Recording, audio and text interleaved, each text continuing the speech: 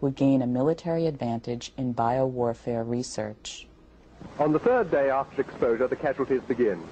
Dead sheep can be seen further down the line. It is, of course, necessary to confirm that they've died of anthrax.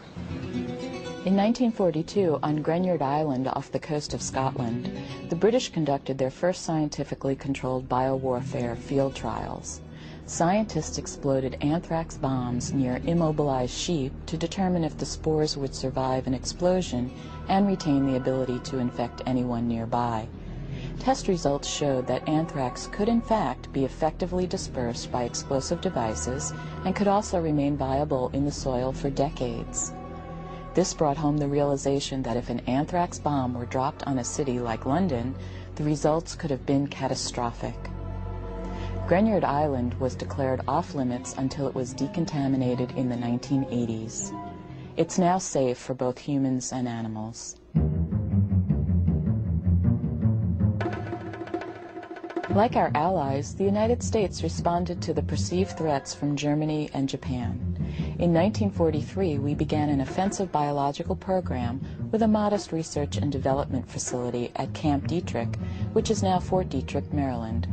By the end of the program, we had weaponized a total of 7 incapacitating or lethal human agents, including anthrax. In 1969, Richard Nixon renounced the use of biological weapons for the United States. Now here is Dr. Joanne Kahn-O from the U.S. Centers for Disease Control, providing several half-truths and even complete lies. The most amazing thing of all is she doesn't even know she is dispensing deception as a propagandist. How is this possible? It's the same for most of the doctors and health officials you are about to meet. First of all, this doctor was selected to perform as a pleasant-looking, obviously intelligent, expertly trained, trustworthy physician, getting paid to read a script.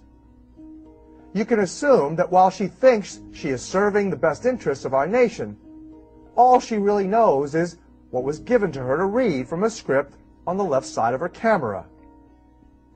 If she was really an expert, not simply made to look like one, she would know after critically reviewing textbooks, congressional records, and several history books on biological warfare that some of her dates are off and all of her information is misleading.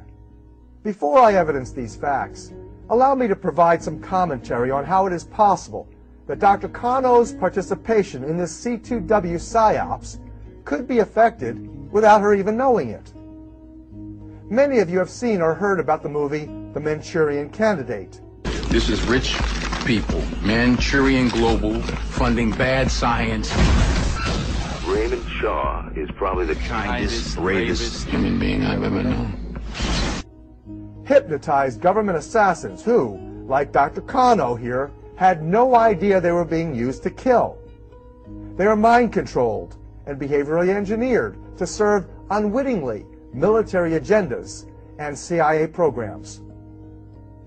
Medical education relies on many of the same training methods.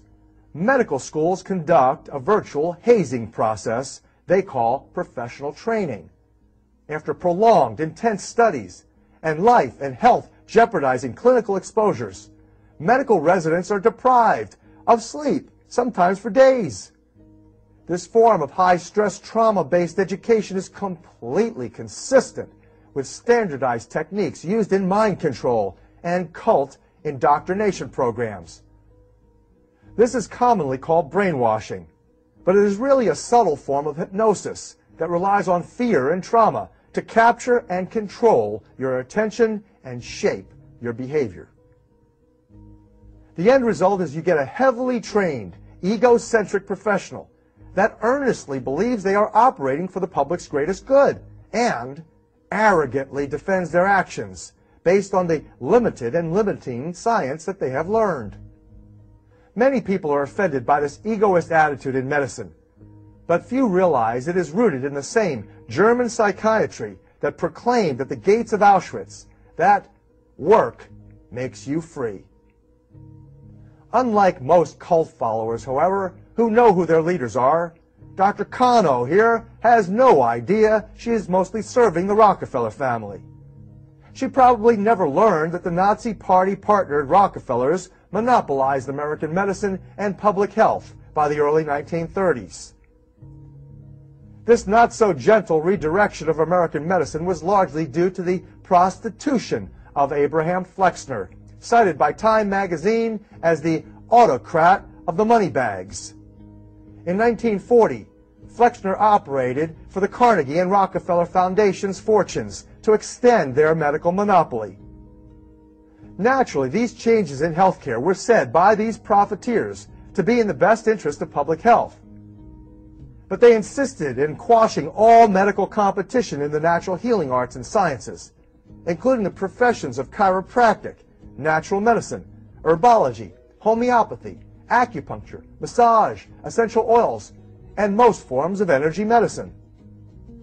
These wealthy industrialists politically contrived their exclusive control over medical education. They exclusively emphasized the most profitable approaches to healthcare. They funded only students, faculty, and academic institutions that served their needs for drug sales and profitability. This is how the pharmaceutical industry assumed its awesome control over healthcare and our lives. Dr. Kano makes other nations, including the Japanese, appear evil for their human rights violations, using Allied prisoners of war and Mongolians for biological weapons experiments. But even a superficial review of history books and medical journals shows America's entities did the same or even worse. Funding for the Health Century has been provided by these partners in discovery, who have joined together to mark the centennial of the National Institutes of Health and America's unique partnership of government, academia, and industry for the advancement of biomedical research. Are these Anglo-American corporations any less criminal than the Japanese military organizations Dr. Kano recalls? And her date is off.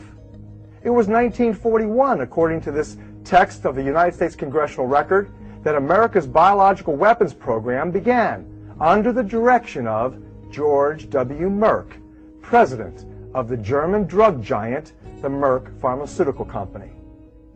Though many people recall the Tuskegee syphilis study conducted by the United States Public Health Service, infecting 400 black men with the deadly syphilis bacteria, few people ever heard about the Rockefeller Institute's Puerto Rican cancer experiment of 1932 that killed at least 13 innocent people by injecting them with cancer viruses.